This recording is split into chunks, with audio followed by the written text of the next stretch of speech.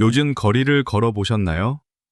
사람들은 여전히 카페에 앉아 있고 백화점은 붐비고 배달 오토바이는 쉬지 않고 달립니다. 겉으로 보기엔 멀쩡해 보이죠? 그런데 정말 그럴까요?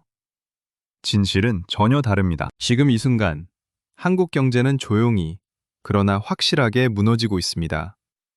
문제는 이게 눈에 보이지 않는다는 겁니다. 1997년 IMF 때처럼 환율이 폭등하지도 않습니다. 2008년 금융위기처럼 은행이 문을 닫지도 않습니다. 그래서 사람들은 모릅니다. 위기가 오고 있다는 걸 느끼지 못합니다. 하지만 숫자는 거짓말하지 않습니다. 데이터는 명확하게 보여주고 있습니다. 한국 경제는 지금 서서히 가라앉고 있습니다. 오늘 이 영상에서는 그 숨겨진 진실을 낱낱이 밝히겠습니다. 왜 아무도 이야기하지 않는지, 왜 뉴스에 나오지 않는지, 그 이유까지 전부 공개합니다. 끝까지 집중해서 들어주십시오. 이걸 모르면 당신은 계속 속습니다. 당신의 지갑이 달라질 겁니다. 자, 첫 번째 충격적인 진실부터 시작하겠습니다. 바로 가계부채입니다. 대부분의 사람들은 가계부채가 많다는 건 알고 있습니다. 뉴스에서도 자주 나오죠. 하지만 진짜 문제는 따로 있습니다. 규모가 아니라 속도입니다. 감당할 수 없는 속도로 불어나고 있다는 겁니다. 2025년 한국 가계부채는 1,860조 원입니다. 이게 얼마나 큰 돈인지 아십니까?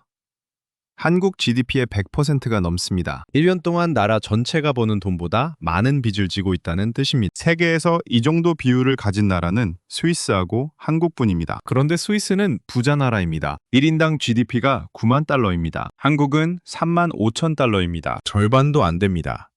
더 무서운 건 증가 속도입니다. 2020년 1,500조였던 가계부채가 4년 만에 1,860조가 됐습니다. 360조가 늘었습니다. 1년에 90조씩 늘어난 겁니다. 한 달에 7조 5천억입니다. 하루에 2,500억씩 빚이 늘어나고 있습니다. 지금 이 영상을 보는 동안에도 수십억 원씩 늘어나고 있습니다. 그런데 여기서 끝이 아닙니다. 진짜 문제는 누가 이 빚을 지고 있느냐입니다. 바로 40대에서 50대입니다. 집을 사고 아이를 키우고 노부모를 모시는 그 세대입니다. 이 세대의 평균 부채는 1억 3천만 원입니다. 그런데 이들의 평균 연봉은 얼마일까요?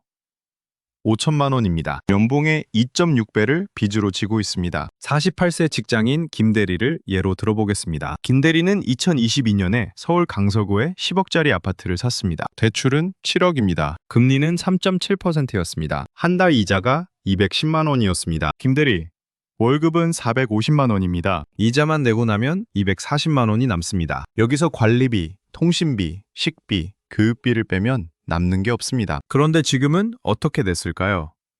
금리가 올랐습니다. 3.7%에서 5.2%로 올랐습니다. 한 달 이자가 300만 원이 됐습니다. 김대리, 월급은 그대로입니다. 500만 원도 안 됩니다. 이자를 내고 나면 150만 원밖에 안 남습니다. 이걸로 한 달을 살 수 없습니다. 그래서 김대리는 어떻게 했을까요? 마이너스 통장을 썼습니다. 신용카드를 돌려막기 시작했습니다. 빚으로 빚을 갚고 있습니다. 이게 바로 한국 경제가 조용히 무너지는 첫 번째 이유입니다. 가계부채가 폭탄처럼 커지고 있는데 아무도 신경 쓰지 않습니다. 왜냐하면 아직 터지지 않았으니까요. 김대리처럼 겉으로는 멀쩡해 보입니다. 출근하고 퇴근하고 주말엔 가족과 식사도 합니다. 하지만 속은 텅 비어 있습니다. 한 달에 100만 원씩 빚이 늘어나고 있습니다. 1년이면 1,200만 원입니다. 10년이면 1억 2천만 원입니다. 이미 7억 빚이 있는데 여기에 1억 2천이 더 쌓입니다. 8억 2천만 원이 됩니다. 그렇다면 김대리는 언제 무너질까요? 세 가지 경우가 있습니다. 첫째, 금리가 더 오르면 끝입니다. 지금 5.2%인데 7%가 되면 이자가 410만 원이 됩니다. 월급보다 많아집니다. 둘째, 월급이 줄어들면 끝입니다. 회사가 구조조정을 하면 김대리 월급은 10% 삭감됩니다. 450만 원에서 400만 원이 됩니다. 셋째, 집값이 떨어지면 끝입니다. 10억짜리 집이 8억이 되면 은행이 추가 담보를 요구합니다. 돈이 없으면 집을 팔아야 합니다. 8억에 팔면 7억 빚을 갚고 1억만 남습니다. 10년 동안 이자만 3억 넘게 냈는데 손에 쥔 건 1억뿐입니다. 이런 김대리가 한국에 몇 명이나 될까요? 100만 명입니다. 아니, 200만 명입니다. 이들이 동시에 무너지면 어떻게 될까요? 상상해 보십시오. 200만 가구가 집을 내놓습니다. 부동산 시장이 폭락합니다. 은행이 부실 채권을 떠왔습니다. 금융 시스템이 흔들립니다. 이게 바로 1997년 IMF가 온 방식입니다. 조용히 그러나 확실하게 무너졌습니다. 자, 그렇다면 두 번째 진실로 넘어가겠습니다. 바로 수출입니다. 한국은 수출로 먹고 사는 나라입니다. GDP의 40%가 수출입니다. 수출이 잘 되면 경제가 좋습니다. 수출이 안 되면 경제가 나쁩니다. 그런데 지금 수출이 어떻게 되고 있을까요? 겉으로는 괜찮아 보입니다. 2024년 상반기 수출액은 3,200억 달러입니다. 작년보다 5% 늘었습니다. 뉴스에서는 수출이 회복세라고 보도합니다. 하지만 실제로는 완전히 다릅니다. 숫자를 자세히 뜯어보면 충격적인 진실이 드러납니다. 수출이 늘어난 품목은 딱 두 개뿐입니다. 반도체와 자동차입니다. 반도체 수출은 600억 달러 늘었습니다. 자동차는 200억 달러 늘었습니다. 합치면 800억 달러입니다. 그런데 전체 수출 증가가 5%라고요?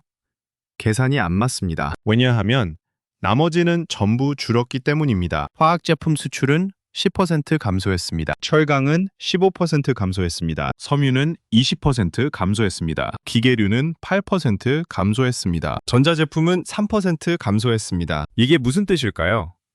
한국 수출의 근간이 무너지고 있다는 겁니다. 반도체와 자동차만 겨우 버티고 있고 나머지는 전부 후퇴하고 있습니다. 더 무서운 건 수출 대상국입니다. 한국 최대 수출국은 중국입니다. 전체 수출의 25%가 중국으로 갑니다. 그런데 대중국 수출이 2024년에 12% 감소했습니다. 작년에 1,000억 달러 수출했다면 올해는 880억 달러밖에 못합니다. 120억 달러가 증발했습니다. 이유가 뭘까요? 중국이 더 이상 한국 제품을 안 사기 때문입니다. 중국이 직접 만듭니다. 반도체도 만들고 자동차도 만들고 화학 제품도 만듭니다. 한국보다 싸고 품질도 비슷합니다. 54세 중소기업 사장 박 사장을 예로 들겠습니다. 박 사장은 화학 원료를 만들어서 중국에 수출했습니다. 20년 동안 잘 나갔습니다. 1년에 100억씩 팔았습니다. 직원도 50명 고용했습니다. 그런데 2022년부터 주문이 끊기기 시작했습니다. 중국 바이어가 연락을 안 합니다. 왜냐하면 중국 회사가 똑같은 제품을 만들기 시작했기 때문입니다. 가격은 한국의 70%입니다. 박 사장은 경쟁이 안 됩니다. 박 사장은 가격을 내렸습니다. 100억 매출을 유지하려고 마진을 깎았습니다. 원래 20% 남겼는데 10%로 줄였습니다. 그래도 주문이 안 들어옵니다. 결국 2024년 상반기 매출은 40억으로 떨어졌습니다. 절반 이하입니다. 직원을 해고해야 했습니다. 50명에서 20명으로 줄였습니다. 공장 가동률은 50%입니다. 반만 돌립니다. 그래도 적자입니다. 한 달에 5천만 원씩 까먹고 있습니다. 박 사장은 올해 안에 공장 문을 닫을 겁니다. 20년 일군 사업을 접습니다. 남은 직원 20명도 실업자가 됩니다. 이런 박 사장이 한국에 몇 명이나 될까요? 1,000명입니다. 아니, 2,000명입니다. 화학, 철강, 섬유, 기계 분야 중소기업들이 동시에 무너지고 있습니다. 하지만 뉴스에는 안 나옵니다. 왜냐하면 한 번에 하나씩 조용히 망하기 때문입니다. 대기업처럼 시끄럽게 구조조정하지 않습니다. 그냥 문 닫고 사라집니다. 이게 바로 한국 경제가 조용히 무너지는 두 번째 이유입니다. 수출 구조가 붕괴하고 있는데 아무도 모릅니다. 반도체 덕분에 전체 숫자는 괜찮아 보입니다. 하지만 속을 들여다보면 뼈만 남았습니다. 살이 전부 빠졌습니다. 중소기업들이 줄줄이 무너지고 있습니다. 일자리가 사라지고 있습니다. 그런데 통계에는 안 잡힙니다. 왜냐하면 대기업 정규직은 유지되니까 중소기업 비정규직만 잘립니다. 이들은 실업 통계에도 제대로 안 잡힙니다. 세 번째 진실은 더 충격적입니다. 바로 자영업입니다. 한국 자영업자는 560만 명입니다. 전체 취업자의 4분의 1입니다. 이 중에 10명 중 7명은 적자입니다. 그냥 버티고 있습니다. 언제까지 버틸 수 있을까요? 평균 3년입니다. 3년 버티다가 문 닫습니다. 그럼 새로운 사람이 들어옵니다. 또 3년 버팁니다. 이게 반복됩니다. 편의점을 예로 들겠습니다. 서울의 편의점이 몇 개나 될까요? 10,000개입니다. 하루 평균 매출은 150만 원입니다. 한 달이면 4,500만 원입니다. 겉으로는 괜찮아 보이죠? 그런데 실제 수익은 얼마일까요? 본부의 로열티로 30% 떼어갑니다. 1,350만 원입니다. 인건비로 한 달에 500만 원 나갑니다. 알바 한 명 쓰는 비용입니다. 전기세, 임대료, 기타 비용으로 1,000만 원 나갑니다. 합치면 2,850만 원입니다. 매출이 4,500만 원인데 비용이 2,850만 원입니다. 남는 게 1,650만 원입니다. 그런데 여기서 끝이 아닙니다. 점주가 직접 일합니다. 하루 12시간씩 일합니다. 한 달 360시간입니다. 최저시급이 만원입니다. 360만 원 받아야 합니다. 그럼 실제 순이익은 1,290만 원입니다. 이게 점주가 한 달 동안 벌어들이는 돈입니다. 편의점 인수 비용이 5천만 원이었습니다. 1,290만 원씩 벌면 40개월 걸립니다. 3년 4개월입니다. 그런데 평균 3년이면 망한다고 했죠. 원금도 못 건지고 문 닫습니다. 42세 편의점 점주 이 씨를 예로 들겠습니다. 이 씨는 2022년에 강남에 편의점을 열었습니다. 인수비용 5천만 원, 대출 3천만 원 받았습니다. 첫 해는 괜찮았습니다. 한 달에 150만 원씩 벌었습니다. 1년이면 1,800만 원입니다. 대출이자 400만 원 내고 1,400만 원 남습니다. 3년이면 4,200만 원 모입니다. 원금 5천만 원에는 못 미치지만 그래도 버틸만 했습니다. 그런데 2024년부터 매출이 떨어지기 시작했습니다. 왜냐하면 근처에 편의점이 하나 더 생겼기 때문입니다. 경쟁이 시작됐습니다. 매출이 10% 감소했습니다. 한 달 150만 원 벌던 게 135만 원이 됐습니다. 1년이면 1,620만 원입니다. 이자 내고 1,220만 원 남습니다. 원금 회수까지 4년이 걸립니다. 그런데 임대료도 올랐습니다. 한 달에 10만 원씩 올랐습니다. 1년이면 120만 원 추가 비용입니다. 실제 순이익은 1,100만 원으로 줄었습니다. 이 씨는 어떻게 해야 할까요?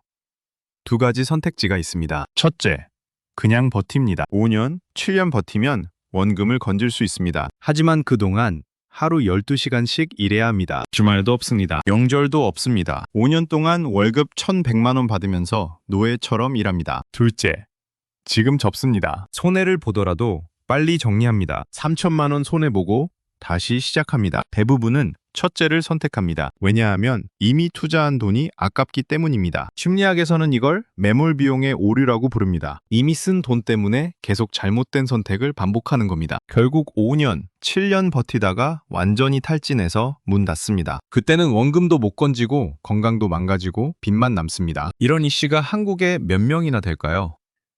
50만 명입니다. 편의점, 치킨집, 카페, 음식점, 학원, 전부 똑같습니다. 하루 12시간씩 일해서 한 달에 100만 원 남습니다. 최저시급보다 적습니다. 그래도 버팁니다. 왜냐하면 다른 선택지가 없으니까요. 나이가 40이 넘었습니다. 재취업이 안 됩니다. 자영업 말고는 할 게 없습니다. 그래서 버팁니다. 조용히 무너지면서도 버팁니다. 이게 바로 한국 경제가 조용히 무너지는 세 번째 이유입니다. 50만 명의 자영업자가 동시에 망하고 있는데 아무도 모릅니다. 왜냐하면 한 번에 하나씩 조용히 문을 닫기 때문입니다. 뉴스에도 안 나옵니다. 통계에도 제대로 안 잡힙니다. 그냥 사라집니다. 10년 후에는 어떻게 될까요?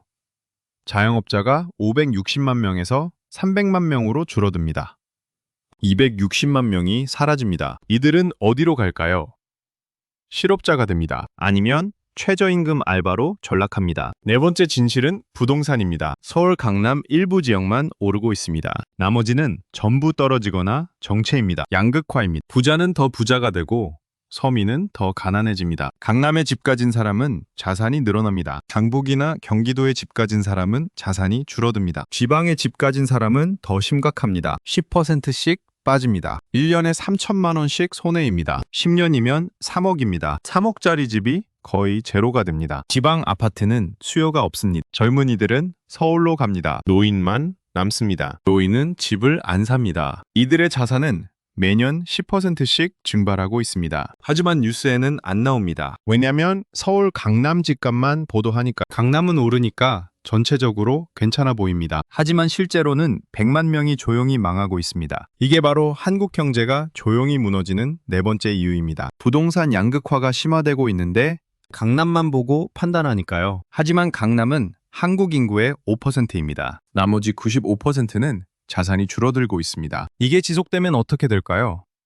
10년 후에는 대한민국이 강남과 나머지로 완전히 분리됩니다. 자, 이제 정리하겠습니다. 왜 한국 경제가 조용히 무너지는지 4가지 이유를 봤습니다. 첫째, 가계부채가 감당 못할 속도로 불어나고 있습니다. 200만 가구가 폭탄을 안고 있습니다. 둘째, 수출 구조가 붕괴하고 있습니다. 반도체 빼고는 전부 후퇴입니다. 2,000개 중소기업이 망하고 있습니다. 셋째, 자영업이 무너지고 있습니다. 50만 명이 최저임금도 못 버는 노예 노동을 하고 있습니다. 넷째, 부동산 양극화가 심화되고 있습니다. 100만 명의 자산이 증발하고 있습니다. 이 네 가지가 동시에 진행되고 있습니다. 하지만 아무도 모릅니다. 왜냐하면 조용히 일어나고 있으니까요. 한 번에 터지지 않습니다. 하나씩 천천히 조용히 무너집니다. 김대리 한 명 망하고, 박 사장 회사 하나 문 닫고, 이씨 편의점 하나 사라지고, 최씨 집값 하나 떨어집니다. 뉴스거리가 안 됩니다. 통계에도 제대로 안 잡힙니다. 그런데 여기서 더 무서운 건 이겁니다. 이 네 가지가 서로 연결돼 있다는 겁니다. 악순환입니다.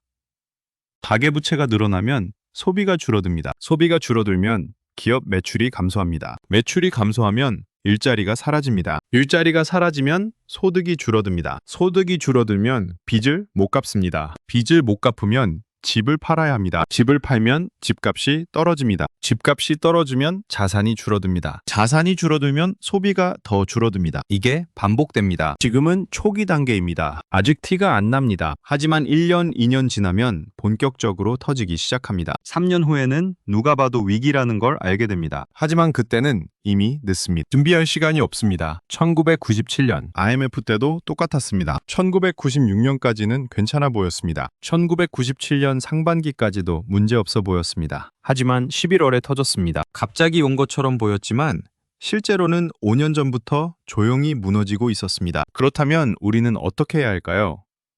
세 가지만 기억하십시오. 첫째, 빚을 줄이십시오. 금리가 더 오르면 감당 못합니다. 둘째, 현금을 확보하십시오. 자산의 30%는 현금으로 가지고 계십시오. 위기가 오면 현금이 왕입니다. 셋째, 소비를 줄이십시오. 불필요한 지출을 과감하게 잘라내십시오. 한 달에 100만 원 아끼면 1년에 1,200만 원입니다. 10년이면 1억 2천만 원입니다. 이게 당신을 살립니다. 마지막으로 다시 한번 말씀드립니다. 한국 경제는 지금 조용히 무너지고 있습니다. 겉으로는 멀쩡해 보입니다. 카페는 여전히 붐비고 거리는 활기차 보입니다. 하지만 속은 텅 비었습니다. 200만 가구가 비폭탄을 안고 있고 2,000개 중소기업이 망하고 있고 50만 자영업자가 최저임금도 못 벌고 있고 100만 명의 자산이 증발하고 있습니다. 이게 현실입니다. 모르는 게 약이 아닙니다. 아는 것이 힘입니다. 이제 당신은 진실을 알았습니다. 오늘부터 달라지십시오. 준비하십시오. 위기는 준비하지 않은 자를 삼킵니다. 준비한 자에게는 기회입니다. 당신의 선택이 당신의 미래를 결정합니다. 지금 이 순간부터 시작하십시오.